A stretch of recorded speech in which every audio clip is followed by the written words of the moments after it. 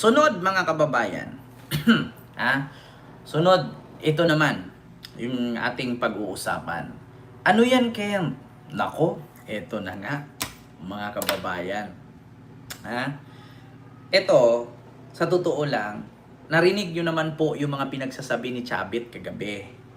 Narinig nyo yung pambibintang, pangalipusta, paninira, at pangyuyurak sa presidente.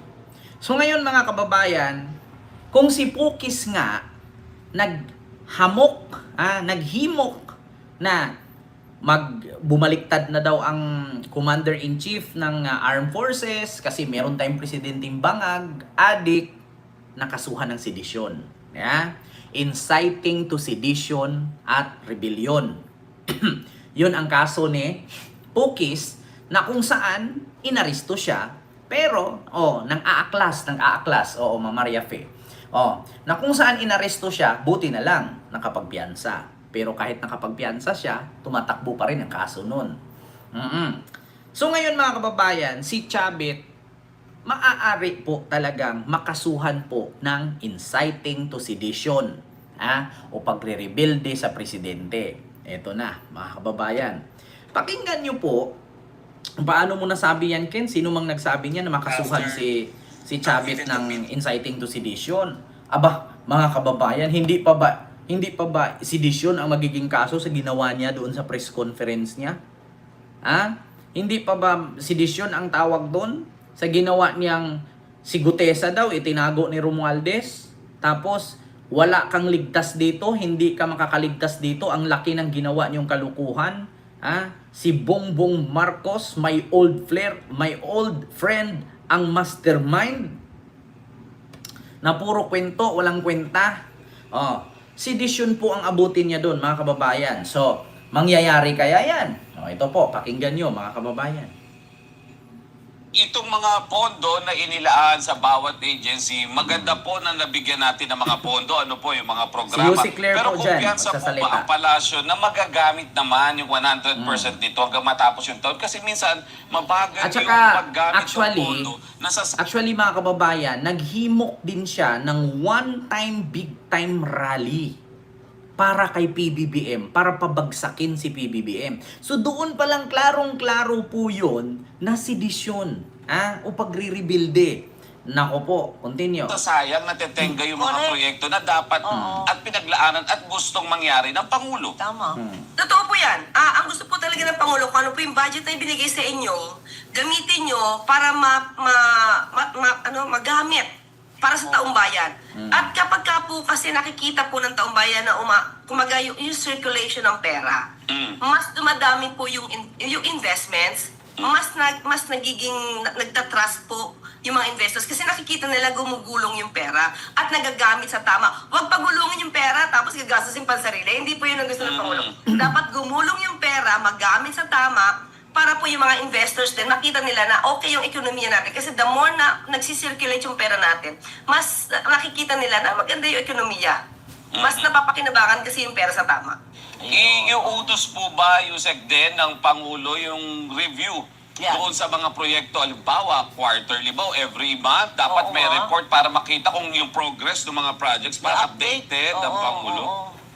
Actually, ginagawa na po ng Pangulo yan Ito bago po magtapos ng taon, meron pong nag-report ang DICT, nag-report ang DOTR, nagre-report po. Pakinggan po muna natin yan, every now and then, ang mga cabinet secretary sa Pangulo. So, pinapakita po nila kung saan na po nararating yung programa nila. So, hindi lang po ngayon. Kahit po nung nakaraang taon, na-witness ko po yun kasi nandiyan na po ako. At nakikita ko po na every now and then, nagkakaroon po ng meeting with the CAPSEX. Okay. Medyo, meron ka pa ba sa budget, partner? Kakabig ako konti. Kabig tayong konti. Ito po, last time po, alam ko, pag-usapan natin sa Nazareno preparation.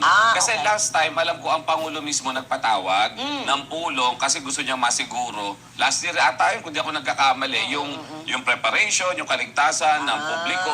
Ngayong taon po, ano po ang advice ng Pangulo, Yusek Claire, para po sa kapistahan pong Nazareno for January 9? Actually, sa akin po, Delikado nga yan Mga kababayan, delikado nga yung kapistahan ng Poong Nazareno. Bakit? May possibility dyan sa sobrang daming tao, baka meron naman mga tanga-tanga at mga demonyong DDS dyan.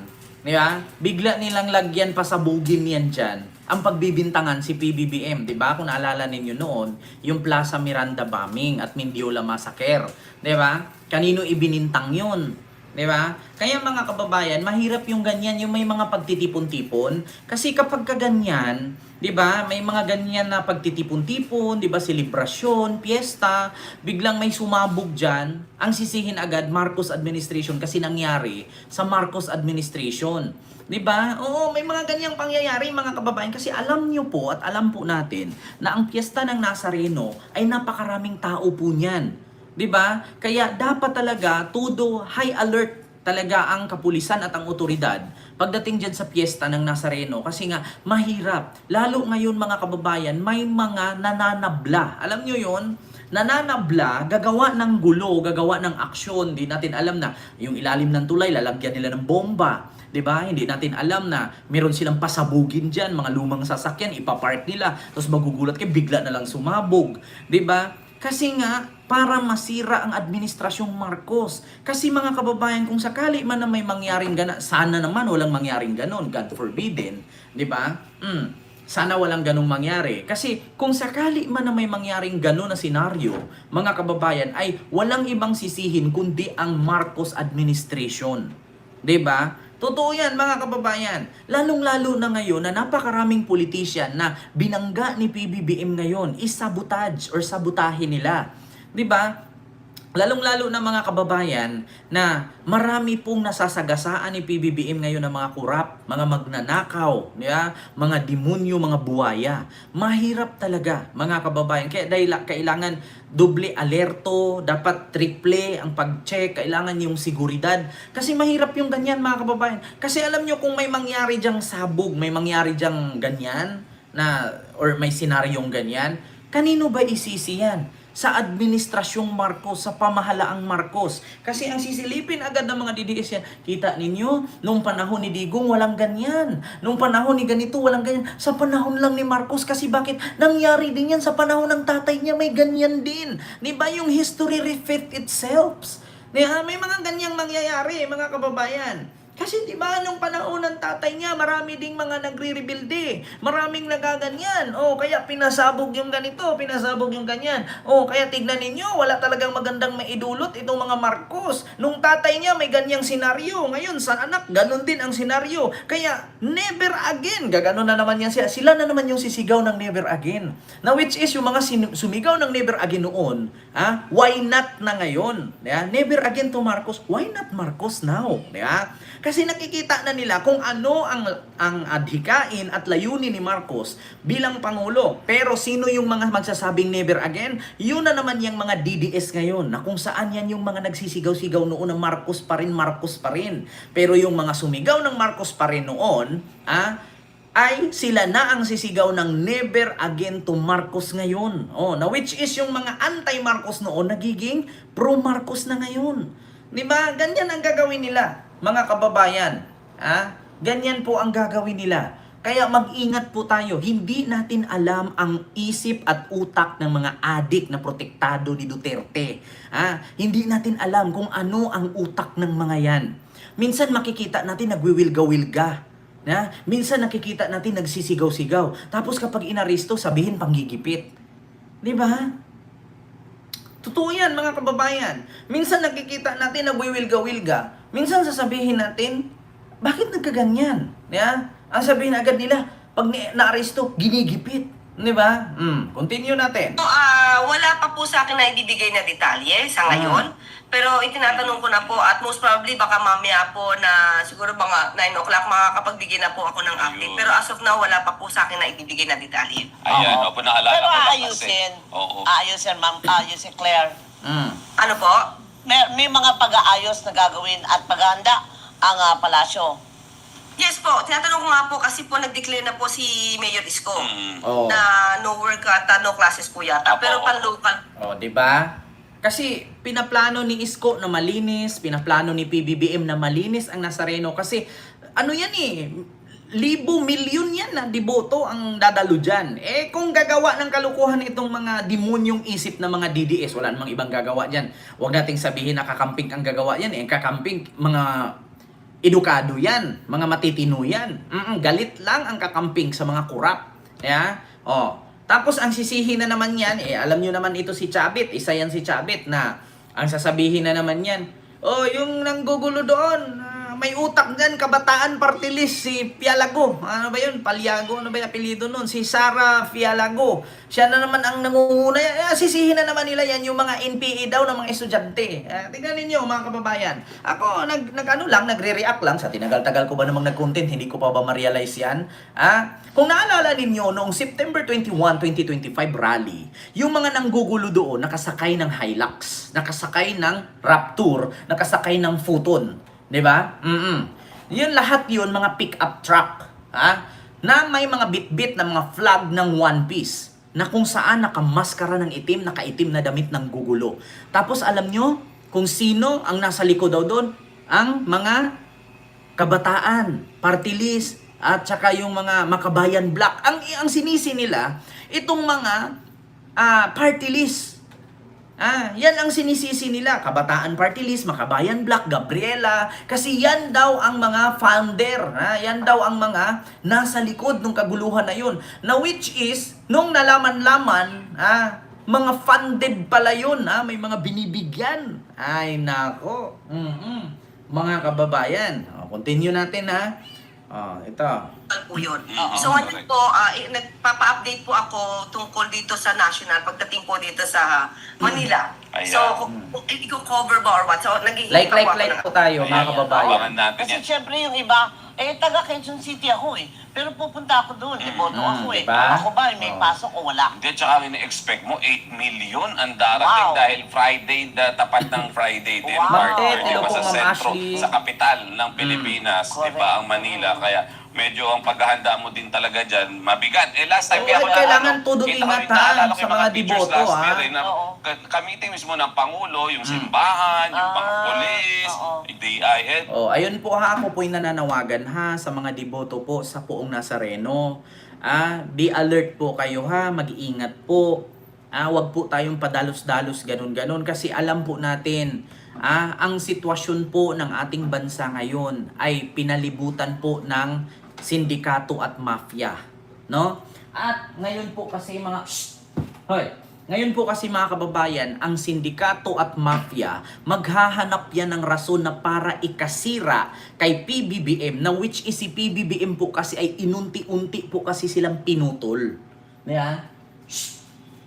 Inunti-unti po kasi sila mga kababayan na disiplinahin. So, sa ngayon mga kababayan, may possibility na itong mga sindikato, mga mafia na kinakalaban ni PBBM ngayon, ay posibleng gagawa yan ng karumal-dumal na ganyang pangyayari para isisi sa administrasyong Marcos, para masira ang pangalan ni Marcos at sabihin na naman nila at ibalik na naman nila ang salitang weak talaga siya. Yan yung presidente na duwag, weak leader, bangag, adik. Tignan ninyo, wala man lang ginawa, may nangyari pang ganyan. Advance tayo mag-isip. Bakit mga kababayan? Ang kriminal, kahit ibartolina mo yan, pag ilabas mo sa Bartolina, kriminal pa rin yan. Di ba? Ang kawatan, kahit balatan mo yan, kawatan pa rin yan. Kung ginawa niya yan 1, 2, 3 beses, or isang beses, syempre, dala ng galit yon. Kung ginawa niya ulit pangalawa, sobrang galit na yon. Kung ginawa niya ulit pangatlo, hindi na po parte ng galit yon or inis, kundi sakit na yun. Diba? Ganun yun mga kababayan. Kung gawin nila noon at ulitin nila ngayon, hindi na po maganda yun. Sakit na yun, hindi na inis, hindi na galit yun. Sakit na nila yan, nagawain na talaga nila yan. Diba? Yun po yun, mga kababayan. Kaya tudo ingat po tayo Be alert. Kasi naku, mga kababayan, hindi ko naman tawag doon, nalangin na ganyan ang mangyayari, pero dapat maging maingat po tayo. Kasi hindi natin alam mga kababayan, ang ating bansa ay umiikot po sa mafia at sindikato na binabangga ngayon ni PBBM. Di ba? LG, last time pinatawag niya lahat para nga mapag-usapan at malatag na maayos. Correct. Ano? Correct. Isa pa po, yung Secretary, bakit tayo at ayaw po ba? Or bakit tinanggihan yung hamon ni Chavit Singson na Ayan debate laban sa Pangulo, yung Pangulo at ng dating Speaker? Ayan na. Ulit po, debate po na hinamon ni Chavit. Chavit Singson na Ayan. debate po ang Pangulo at ang former Speaker para daw sa issue ng corruption. I can only speak for the President. Opo, okay. Okay? Unang-una po, napaka-busy po ng Pangulo. Mhm. Sabi nga po natin, itong pag-aaral pa lang ng budget, wala po talaga naging bakasyon ng Pangulo. So, totoo iisipan yan. po niya pang makipagdebate. When in fact, ang pagdidebate po ay hindi po sagot para maibsan ang korupsyon. Tama. Ang issue tungkol sa mga anomalyang flood control projects. Ang sagot po dito ay action. Action. Action, Oo. hindi bakasyon. Diba? So, yung po ang ginagawa ng Pangulo, uma-action po siya. Sinimulan niya po, nung after the SONA, sinabi niya mahiya naman kayo. So, from that time, nagsimula na po siya magpa-imbestiga. Apo. Hindi po nakukuha ang pagsawata sa korupsyon ng pagdebate. Tama. At sabi nga po natin, kung tungkol lang sa korupsyon ang pinag-uusapan at gustong i-debate, sana noon pa po nakipag-debate nung panahon ni dating Pangulong Duterte na umamin siya'y kurap. Tama. At umamin din na talamak ang ghost projects nung panahon niya. Tama. Sana noon, mas naging maingay sila. Oo. Yung si Claire, meron pang isa. Dahil si Chavit Singson ay nag-imbita rin. Naging ganyan sa mga mamamayan Oh. na pumunta doon sa isang malakihang Rally. rally daw niya. Oh. At dahil doon ay ipapanawagan na sigurado na raw. Oo, sabi niya. bababa na Sigurado, Oo, oo. na bababa na si Pangulo. Pangulong Marcos. At dapat nang bumaba. Yan po ba ay bordering to inciting to sedition? Ayan na. Yes po. Hala. For me, my take, yes. Siyempre, abogado na yan. Sa akin palagay, as a lawyer, Oo. yes po. Patay. Dahil ang pag-iinggan niya sa tao para pabaksakin ang Pangulo, patalsikin Sedition ang Pangulo, yan. Oh. inciting to sedition po yan. Pag-rebuild ano po yan. gagawin ng gobyerno tungkol dyan? Kasi nag-press con po siya eh. Sa Oo. press con po niya yung Naku. sinabi. Patay. Okay, may iniinggan niya siya. Ang tanong lang natin, may nainggan niya ba siya? Okay. Pero ipapatanong ko po ito, hindi po ako magdi-decision dito. Maaaring mag-decision po dito ang DOJ dahil meron naman po silang authority to investigate motu proprio. Patay. At tignan po natin, hindi po ako makakapagsalita in behalf of the DOJ. Alright, okay. Okay na tayo. O sige, Dami na. madami Oo, na at patay. meron pa yata susunod si ma'am. Oo. Pero walk up like this talaga, hindi ako makamove on dun sa ano. No. Oo nga. Diba? Ayan na. Chavit. Sinabi ko sa inyo, marami kang sabit sa mga sinasabi mong press con mo. Kahapon. Naku. Yung hinihimok mo yung taong bayan na maggawa ng malawakang rally. Rebellion yun. Pag-rebuilde yun. Na which is ganyan din ang nangyari na kaso ni retired General Romeo Pocis, na kung saan siya ay inaresto sa NAIA nung galing siyang Thailand kasama ang kanyang pamilya dahil sa kasong sedisyon, kasi ganyan din ang sinabi ni retired General Romeo Pocis. Kaya imposible naman, Chavit, hindi ka tatablan, no? Kung injection, mababali ang karayom sa balat mo kasi makunat ka na. Pero kung yung kaso, tatablan ka. Bakit? Wala ka nang masasandalan ngayon. Kung panahon ni Gloria, ni Pinoy, ni Erap, hindi ka nakakasuhan. Sa panahon ni PBBM ngayon, tatablan ka.